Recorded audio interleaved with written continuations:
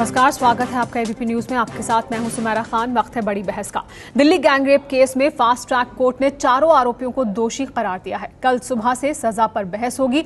अदालत ने सभी धाराओं में चारों को दोषी माना है। दोषियों को अधिकतम फांसी की सजा हो सकती है। दोषियों के वकील ने कहा है कि हाईकोर्ट में अपील करेंगे, लेकिन बड़ा सवाल यह है कि फैसले से क्या समाज सबक लेगा।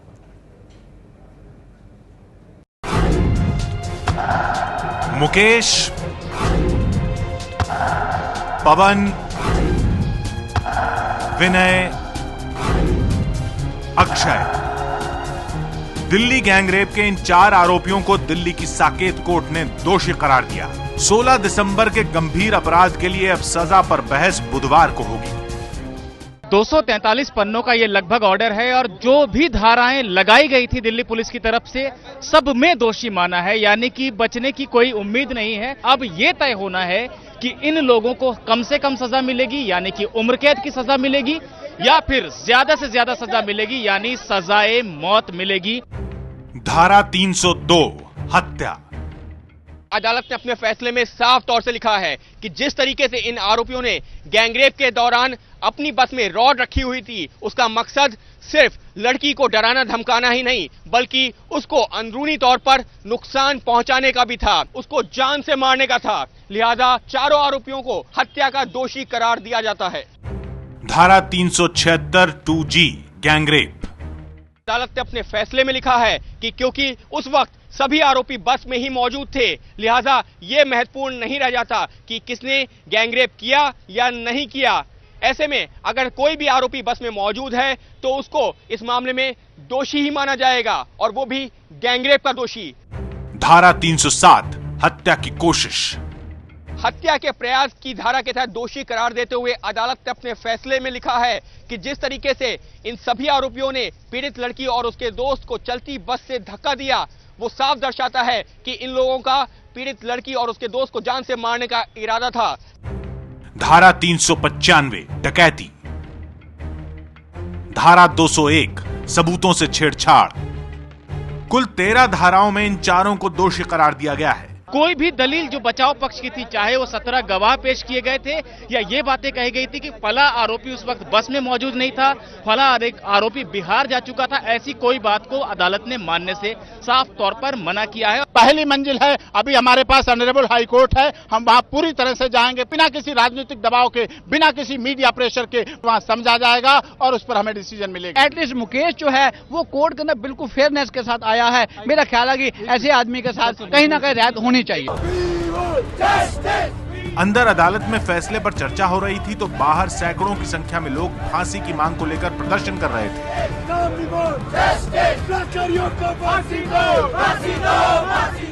लोकसभा में विपक्ष की नेता सुषमा स्वराज ने भी चारों दोषियों को फांसी की सजा दिए जाने की मांग की है। नए कानून के तहत ये पहला केस होगा जिसमें फांसी की सजा दी जाए, और मैंने तो इस बार भी लोकसभा में कहा था कि अगर इन 4 लोगों को फांसी की सजा हो जाएगी तो एक मॉडल बन जाएगा और ये जो बलात्कारों की एक बाढ़ आ गई है वो रुकेगी। इस केस में कुल 6 आरोपी थे, जिनमें से एक राम सिंह जेल में खुदकुशी कर चुका है। फास्ट ट्रैक कोर्ट ने आज के फैसले में उसे भी दोषी करार दिया है।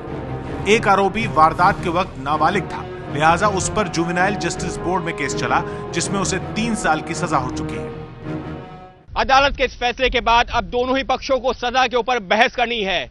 जहां सरकारी पक्ष जो सभी आरोपियों के लिए मौत की सजा की मांग करेगा, तो वहीं बचाव पक्ष कम से कम सजा, जो कि उम्र कैद की सजा हो सकती है आईपीसी की धारा 302 के तहत, वो देने की मांग करेगा।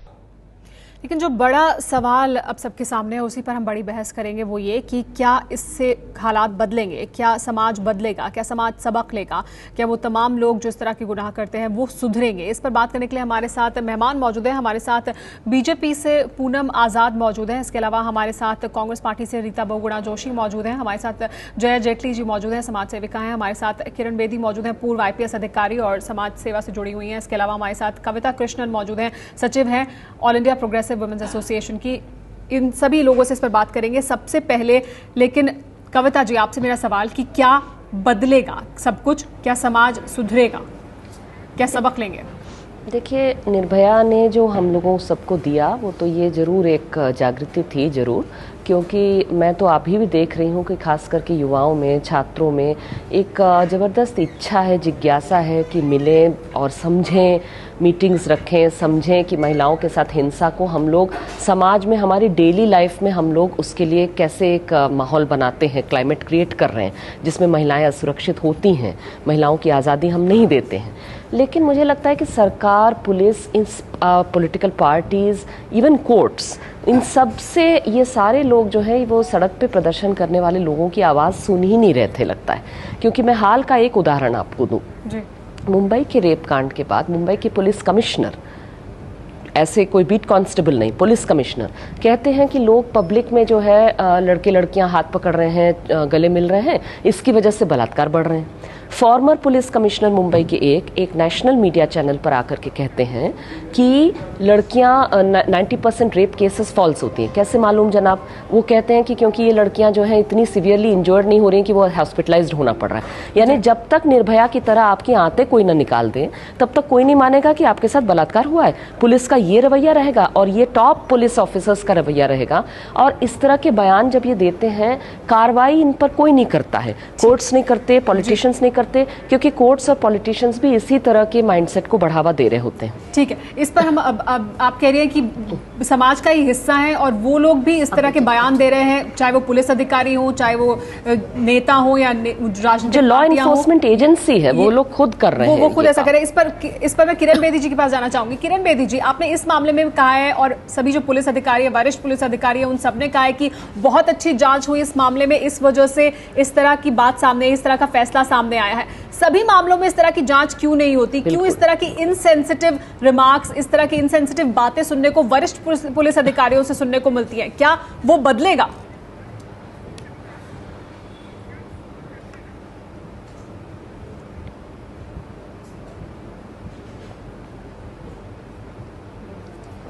इसमें सिर्फ जांच ही ठीक नहीं हुई है, इसमें इन्वेस्टिगेशन में बहुत सही सबूत लिए इन्होंने, फोरेंसिक एविडेंस के बड़े अच्छे सबूत मिले, आई विटनेस मिले, एसडीएम के सामने स्टेटमेंट मिली। सो इन्होंने, इनके जो सबूत थे और पब्लिक का सहयोग मिला, इसलिए ये सबूत भी ठीक थे। लेकिन प्रोसिक्यूशन भी इसमें सही तरीके से हुई, प्रोसिक्यूशन भी इंडिपेंडेंट हुई और कोर्ट ने भी एक्सपेडिशियसली इसको ट्राई किया। जब भी कोई केस सफल होता है वो 3-4 चीजों की वजह से होता है: सही investigation, right prosecution and expeditious trial. इनमें तीनों में ये एक तालमेल हुआ, ये एक अलाइनमेंट हुई है जी। ऐसे ही अलाइनमेंट की जरूरत है अगर हम लोग कमिश्नर, और ऊपर से पब्लिक का दबाव जो कि मीडिया की वजह से और पब्लिक की वजह से। सो ये 4-5 चीजों का मेल हुआ और पॉलिटिकल दखलंदाजी नहीं हुई। पॉलिटिकल का भी प्रेशर हुआ जब उन्होंने कानून अमेंडमेंट शुरू की, तो एक प्रभाव पड़ता है कि ये बड़ा संगीन अपराध है। तो इस वक्त श्रेय अगर जाता है तो ये सारी कड़ी को जाता है, मीडिया को, पब्लिक प्रेशर को, पुलिस की तफ्तीश को, प्रोसिक्यूशन को, बिल्कुल, और इन सबको श्रेय जाता है। लेकिन सवाल है कि हर मामले में ये 5 तो जहाँ पब्लिक प्रेशर नहीं होती, लेकिन जहाँ पर क्या होता है? सवाल उन मामलों का आता है कि इससे क्या कुछ बदलने वाला है, क्या तस्वीर बदलने वाली है? रीता बहुगुणा जोशी जी, बात हो रही है कि राजनीतिक दखलंदाजी इसमें नहीं हुई, यहाँ पर राजनीतिक दखलंदाजी सकारात्मक हुई, दबाव बना, उसकी वजह से इस तरह की बातें हुई। लेकिन हर मामले में ऐसा नहीं होता है, तो हर मामले में क्या क्या बदलेगा?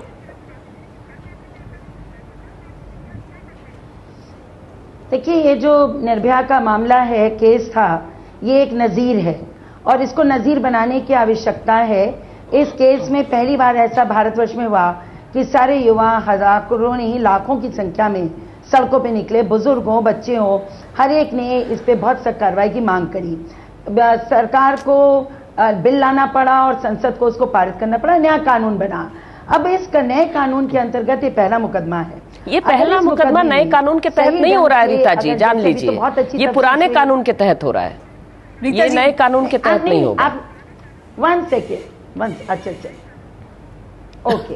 तो ये जो नए कानून बनने के बाद नए कानून, ये पहला मुकदमा है जिसमें सब कुछ इन ऑर्डर है। जैसा भी किरण बेदी जी ने कहा कि इसमें एविडेंसेस बिल्कुल सही से उतारी गई, इसमें तफ्तीश सही से की गई, इसमें प्रोसिक्यूशन ने ठीक से काम किया। तो और रीता जी, हम सवाल, ये सब जो हुआ वो तो हमारे सामने है, उसमें सवाल हर धारा में कर दिया। सवाल तो मैं उसके आगे पूछ रही हूँ। अब अगर सजा, हर मामले में ऐसा नहीं होता है। तो इस मामले से क्या बदल जाएगा? एक सेकेंड जी, 1 मिनट सुन लीजिए। जी जी बोले। तो सुनिए, तो जब इन अक्यूज को सजा मिलेगी, पूरा देश देख रहा है कि इनको सजा किस तरह की मिलती, किस मैग्नीट्यूड की मिलती है, और जिस समय इनको सजा सख्त से सख्त मिलेगी वो एक डिटरेंट होगा। क्योंकि आप देख रहे हैं कि निर्भया के केस के बाद भी सैकड़ों केसेस हो गए हिंदुस्तान में। लोगों को अभी नहीं विश्वास हो रहा है कि जो कानून प्रक्रिया है उसके अंतर्गत हमको त्वरित सजा मिलेगी या हम बच के निकल नहीं पाएंगे। तो इसका बहुत जबरदस्त असर होगा। दूसरी बात, ये बात सच है कि माइंडसेट चेंज करने की जरूरत है। पुलिस के जो बयान हर प्रदेश में आते हैं वो हम सुनते हैं, जिस तरह से नेताओं का आचरण है, जिस तरह से साधु संतों का आचरण समझ आ रहा है, इतने बड़े उपरोर के बाद, इतने बड़े विरोध के बाद भी हम देख रहे हैं कि छोटी छोटी नाबालिग बच्चियों का अभी भी बलात्कार हर तरह से हो रहा है, हर वर्ग से हो रहा है। तो जिनको आपके मुताबिक इस मानते हैं साधु संत, सब कुछ हो रहा है, सुरक्षित नहीं है। सिर्फ माइंडसेट बदलने की जरूरत है। माइंडसेट बदलने की क्या जरूरत है? क्या वो बदल जाएगा इससे? क्या सबक के तौर पर लेंगे लोग? क्या डेटरेंट की तरह काम करेगा? इस पर बात करेंगे। हमारे साथ बाकी मेहमान भी मौजूद हैं। हमारे साथ जय जेटली जो पूनम आजाद मौजूद हैं, उनसे भी बात करेंगे।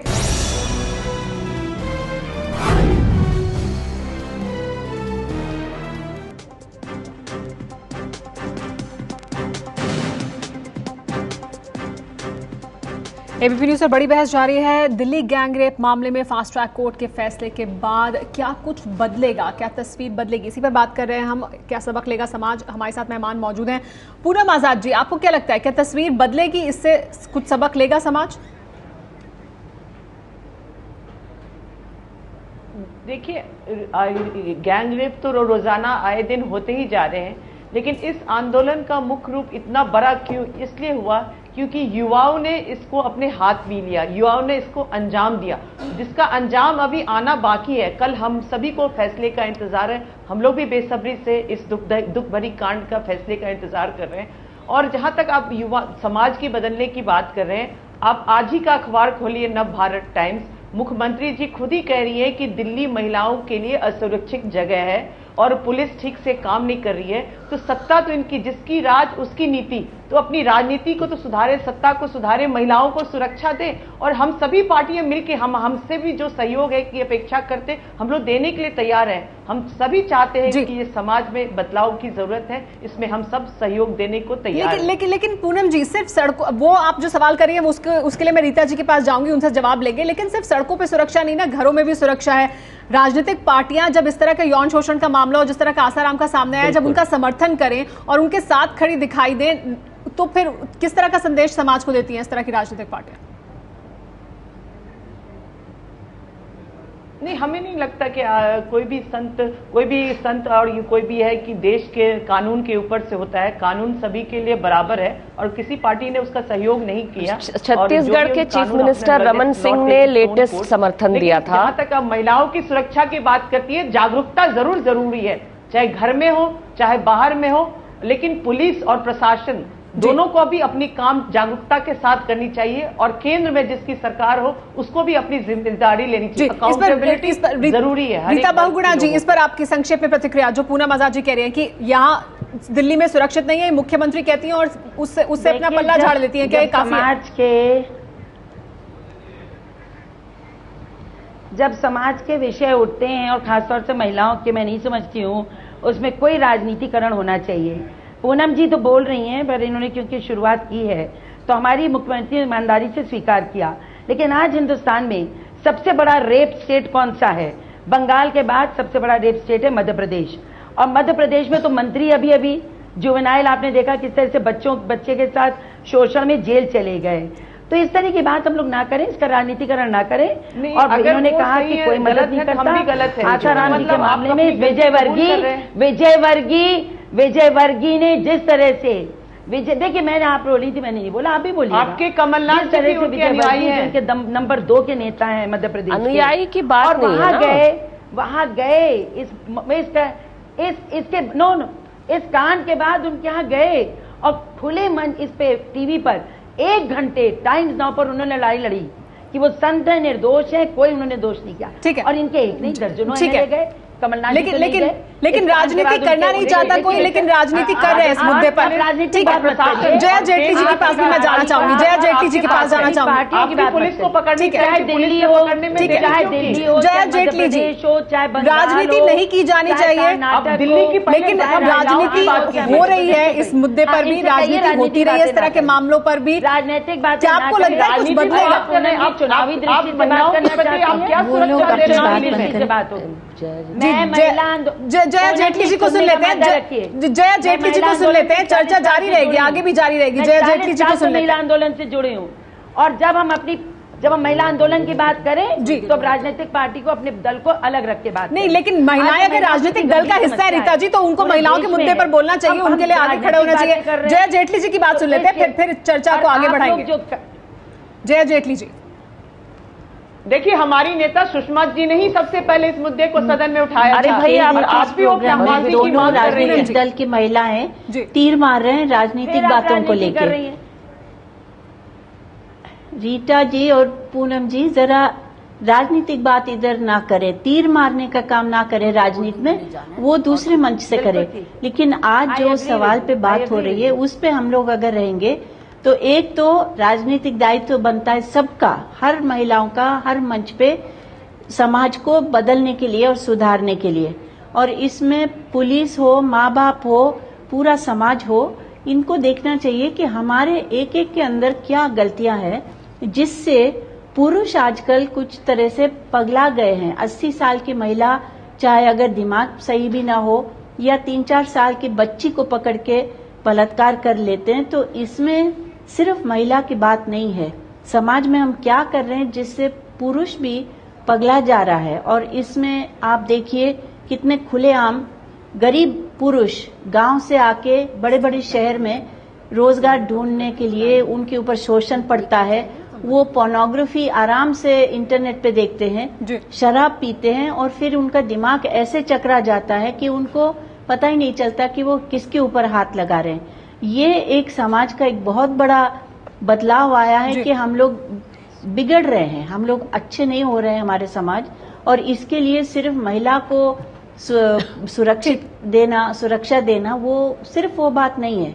ठीक, महिला को सुरक्षा, इस केस में अच्छा काम जरूर किया, लेकिन इसको एक बेंचमार्क बनाना चाहिए कि हर केस में, चाहे चोरी हो, चाहे उग्रवादी का हर केस में इस तरह की जांच हो, सब चीज में ऐसे ही होना चाहिए। ये नहीं कि आप बड़े मुद्दे की तरफ बात करें कि समाज में भी बदलाव आया, उसको भी सुधारने की जरूरत है, लेकिन इस तरह की इन्वेस्टिगेशन की भी जरूरत है। किरण बेदी जी, लेकिन एक बड़ा सवाल यह है कि इस मामले में बहुत अच्छा इन्वेस्टिगेशन हुआ, बहुत अच्छा सब कुछ हुआ जिसका आपने जिक्र किया, लेकिन हर मामले में ऐसी जांच क्यों नहीं होती है? इस तरह से पुलिस अधिकारी काम क्यों नहीं करते हैं?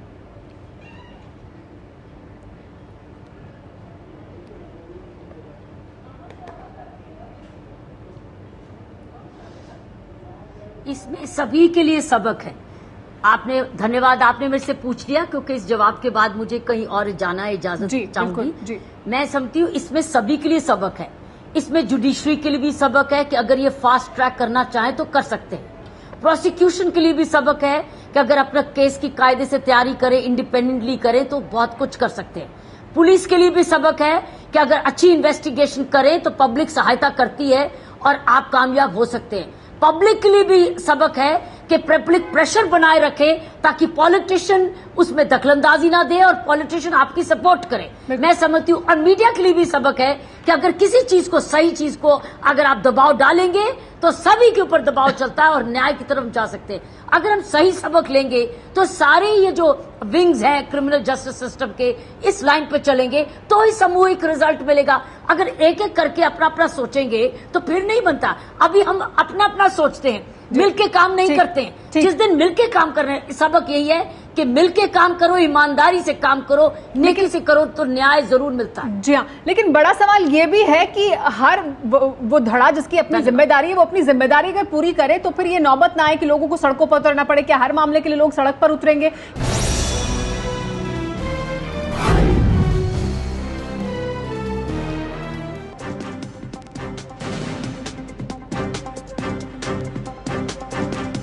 एबीपी न्यूज पर बड़ी बहस जारी है कि क्या दिल्ली गैंगरेप मामले में आए फैसले से समाज सबक लेगा। हमारे साथ मेहमान बने हुए इसी मुद्दे पर चर्चा करने के लिए हमारे साथ कविता जी मौजूद है। कविता जी, जय जेटली जी ने अभी बात उठाई कि एक बड़ा सामाजिक मुद्दा है, क्या एक फैसले से, क्या इसमें कितना भी बड़ा फैसला आ जाए, क्या उससे इतना बड़ा वो डिटरेंट हो सकता है कि समाज में बदलाव आ जाए, समाज की जो समस्याएं, या एक बड़ी सामाजिक समस्या है ये? नहीं, देखिए, मुझे जया जी की बात से बल्कि एक बात मैं एग्री नहीं की उसके साथ, क्योंकि अगर हम बलात्कार के बारे में समझते हैं कि ये गरीब लोग करते हैं क्योंकि वो गरीब हैं और गांव से आते हैं और शहर में आ गए हैं इत्यादि इत्यादि, तो मैं नहीं मानती। मैं मानती हूँ हमारे अनुभव में, और हम लोग महिला संगठन है, काम लगातार इतने बलात्कार के केसेस को देखते हैं, उसमें ऐसी कोई प्रोफाइल नहीं है कि सिर्फ गरीब ही लोग रेप करते हैं। कई गरीब लोग भी रेप करते हैं, कई बहुत अमीर बहुत प्रतिष्ठावान लोग भी रेप करते हैं, घरों में भी रेप होते हैं, सड़कों पर भी रेप होते हैं, स्कूलों में भी होते हैं, आश्रमों में भी होते हैं, सब जगह होते हैं। इसलिए इसमें मुझे लगता है कोई इस तरह की प्रोफाइलिंग करना, और ये बलात्कार की समस्या जो पितृसत्ता की समस्या है, इसको हम समझ लें कि ये गरीबी की समस्या है और स्लम्स की समस्या है, शायद ये गलत होगा और यहाँ से हम किसी हल पे नहीं पहुँच पाएंगे। समाज की जो बात है, मुझे लगता है समाज में जो चेंज है, नीचे से जो युवा है वो चेंज चाहते हैं, वो कह रहे हैं कि लड़कियों को मत सिखाओ कैसे कपड़े पहनने नहीं पहनने, पुरुषों को बताओ कि रेप न करें। ये सड़कों में लोगों ने उठाया। इससे ज्यादा सामाजिक चेंज की जो इच्छा है, इसका क्या प्रतीक हो सकता है?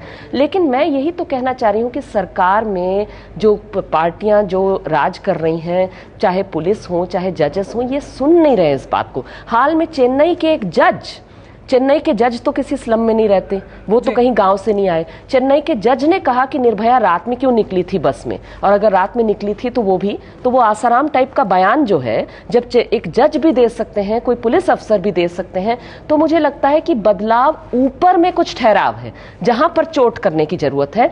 उस ठहराव को कैसे बदलेंगे, उसके लिए मुझे लगता है कि हम लोगों को बहुत सख्ती से कार्रवाई करना चाहिए इस तरह के बयान के खिलाफ। तो आपके मुताबिक पुलिस में, जुडिशरी में, राजनीतिक पार्टियों में वहां पर ठहराव है, वहां बदलाव नहीं आ रहा है। रीता बहुगुणा जोशी जी, क्या वो सामंती सोच, क्या वो पुरुषवादी सोच वो राजनीतिक दलों में, या जिस तरह से जुडिशरी की बात कर रही है कविता, वहां, या पुलिस महकमे में, उन सब जगहों पर है, वहां बदलाव नहीं आ रहा है क्या? नहीं, निश्चित रूप से पुरुष प्रधान समाज है और अभी भी पुरुष जो है अपने वर्चस्व को छोड़ने को तैयार नहीं है, और अधिकांशतः पुरुष महिला में ही कमजोरी निकालने का प्रयास करता है।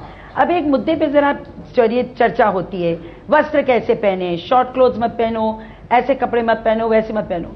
लेकिन मुझे बताइए, जब आदिवासी क्षेत्रों में सर्वाधिक बलात्कार होते हैं बंगाल में, या फिर हमारे छोटी सी 3 साल की बच्ची का स्कूल में बलात्कार होता है, या फिर एक 80 साल की वृद्धा का अपने घर के अंदर एक मानसिक रूप से जो विकृत है उसका बलात्कार होता है, तो इसको आप किस पैरामीटर में लेंगे? तो वस्त्र से कुछ लेना देना नहीं होता है, ये मानसिक सोच से जुड़ा होता है। और मैं समझती हूँ सबसे बड़ा जो सीख है और बदलाव है, परिवर्तन है, वो घर में आना पड़ेगा। जो माएँ हैं, बहनें हैं, जो हमारी पत्नियां हैं, उनको इज्जत देना, उनको अलग दृष्टि से देखना, और घर के अंदर पुरुष को और महिला को या बेटा बेटी के बीच में कोई भेद ना करना, एक सामान्य विचारधारा को विकसित करना। अपने समाज के अंदर भी आप देखिए ना, जब एक कुंठित विचारधारा के परिवार से एक सिपाही आएगा या एक दरोगा आएगा जिसने ये देखा है कि हर वक्त महिला को प्रताड़ित किया जाता है, सिपाही और महिला खिलवाड़ की नहीं चीज है, तो जब उसको तहकीकात भी करनी होगी या गंभीर से करना हो, नहीं एक सिपाही दरोगा की अगर बात होती तो शायद हम इसको बदल लेते आएगा। लेकिन बदलाव फिर कहां से आएगा?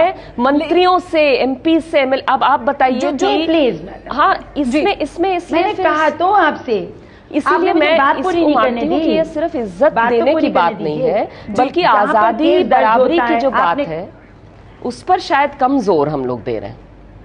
जी जवाब दें। जी रीता जी बोलें। राइट,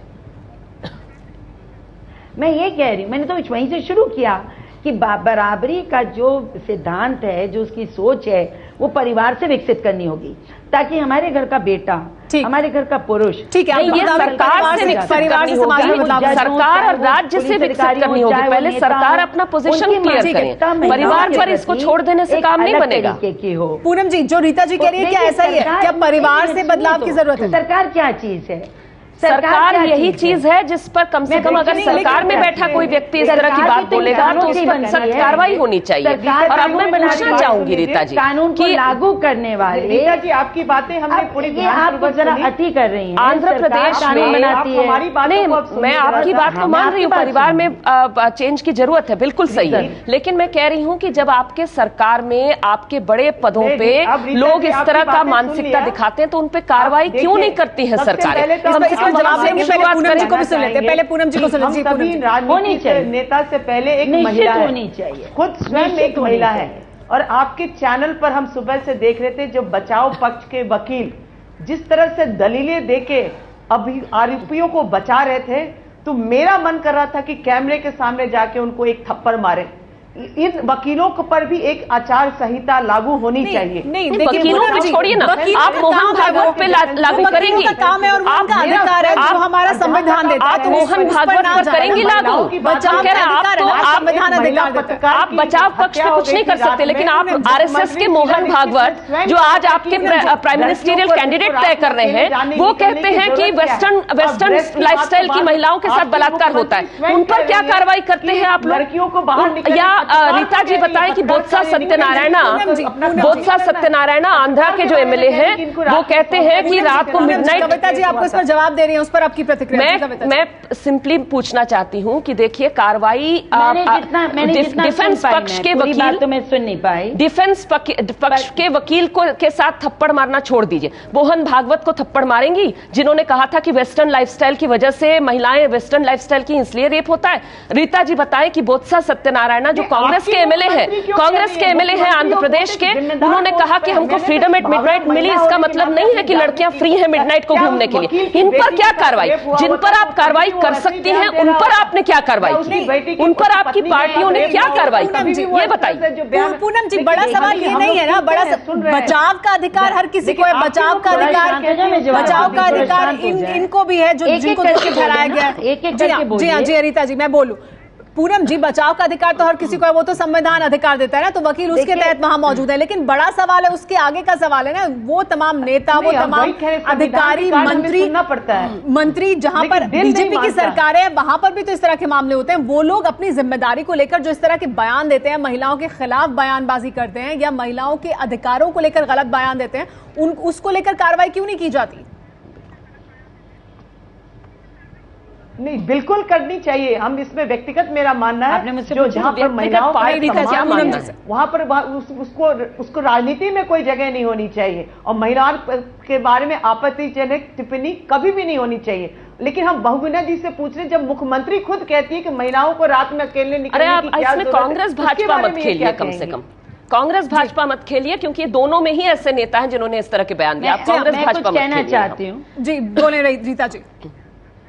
कोई भी बयान दे वो गलत है। जी सुन लेते हैं रीता जी, इसमें प्रतिक्रिया दे रही हैं। हम तीनों आप साफ साफ बताइए ना दोनों कि आपने क्या कार्रवाई की। कैलाश विजयवर्गीय पे भाजपा के नेता बताएं, हम लोग एक एक करके क्यों नहीं बोलते? और गिरिजा जी बताएं कि आप अपनी बात रखिएगा सामने, और कविता जी भी सवाल पूछ रही है कि क्या कार्रवाई की गई, उसका जवाब भी लेंगे। क्या कार्रवाई की? चर्चा जारी है।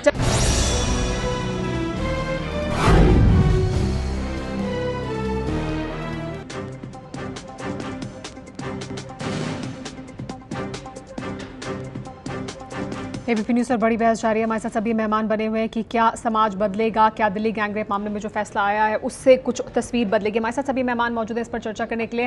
रीता बहुगुणा जोशी जी, इस मामले में जांच हुई, इस मामले में बहुत पुख्ता तरीके से जांच हुई, पुलिस ने काम अच्छा किया, फास्ट ट्रैक कोर्ट में मामला गया, लेकिन हर मामले में इसी तरह की जांच होगी, हर मामले में इसी तरह का फैसला आएगा या इंसाफ मिल पाएगा? ये इसका वादा कौन करेगा, ये कौन सुनिश्चित करेगा?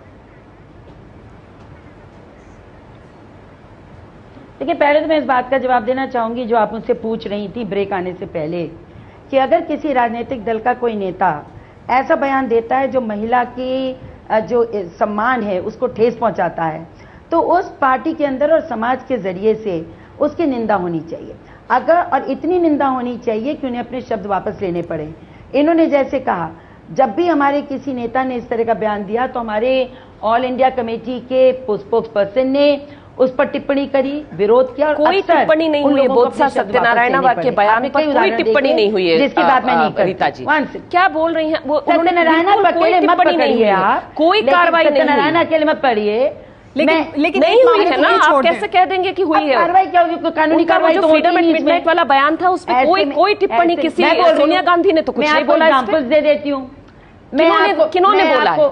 मैं आपको एग्जाम्पल देती हूँ, मैं आपको एग्जाम्पल, आप इस एग्जाम्पल ने निर्भया के बारे में कहा, दिग्विजय सिंह ने बयान दिया, उन्होंने उसको जस्टिफाई कर दिया। बंगाल के एमपी ने, हमारे बंगाल के एमपी की बात मैं नहीं करी, मैं निर्भया के बारे में आपके दिग्विजय सिंह ने जो बयान दिया वापस लेना पड़ा। दिग्विजय सिंह ने बयान दिया, वापस लेना कोई बात नहीं होती, कोई निंदा नहीं हुई। भाई अगर आपको सत्यनारायण ने वापस नहीं लिया कोई बयान, उन्होंने बार बार कहा।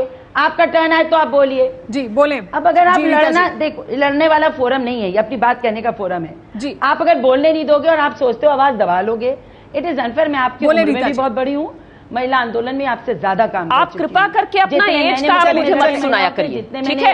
और यहाँ कौन किसको दबा रहा है, आप लोग जो है सारे महिला आंदोलन की आवाज दबा देंगे, आपका महिला आंदोलन से कोई लेना देना नहीं। कविता जी सुन लीजिए उनको, रीता जी आप पहले बोल लो। सुन तो लेंगे, लेकिन वो राजनेता है, कोई महिला आंदोलन की कार्यकर्ता नहीं है। रीता जी कभी रही, एक एक करके बोले, एक एक करके बोल। देखो as a senior, You are not senior. Please don't talk to me senior. Please don't do senior junior here. व्यक्तिगत ना हो, Please don't do senior junior. दोनों बहुत वरिष्ठ हैं, आप व्यक्तिगत ना हो, यहाँ हम बड़े मुद्दे पर चर्चा कर रहे हैं। रीता जी, कविता जी, रीता जी आप बोले। राजनीतिक सवाल का राजनीतिक जवाब दीजिए। अब तुम अपने इस उम्र के बड़ी महिला का सम्मान नहीं कर रही हो, बोले और आप मैं बिल्कुल सम्मान नहीं करती ऐसी महिलाओं का जो लोग बलात्कारी के पक्ष में बोलते हैं, उनका बचाव करते हैं, उनका मैं सम्मान बिल्कुल नहीं करती। चर्चा आगे नहीं बढ़ेगी, एक एक करके बोल लेना, आप भी उनकी बात सुन ले, वो भी आपकी बात सुनेंगी। जी रीता जी बोले। Please don't make this charge, don't make this charge on me, hold your tongue, you will hold this tongue please, you can not make this charge on me.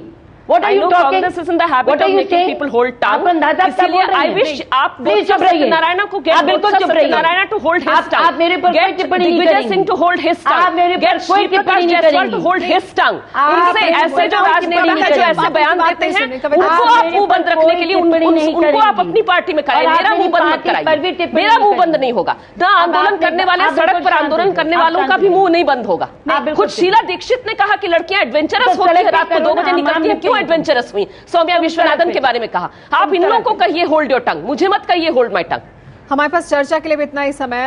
हमारे साथ पूनम जी, डिड आई नॉट से मैंने आपसे नहीं कहा, मैंने आपसे कहा कोई ऐसी बात करता है, हम व्यक्तिगत मुद्दों सार्वजनिक रूप से विरोध होना चाहिए, पार्टी के अंदर भी, पार्टी नहीं विरोध हुआ है, यही मैंने कहा। मैंने रखा कि विरोध नहीं हुआ, राजनीतिक दलों में उस तरह का विरोध नहीं हुआ है, उस तरह का विरोध नहीं होता है। हमारे पास इतना ही समय इस चर्चा के लिए भी, इस चर्चा में हम बड़े मुद्दे पर चर्चा करने के लिए बैठे थे, लेकिन राजनीतिक बयानबाजी इस मुद्दे को लेकर भी हो रही है, राजनीतिक बयानबाजी होती रही है। क्या समाज वाकई बदलेगा? ये बड़े सवाल हैं जो अभी भी सामने हैं।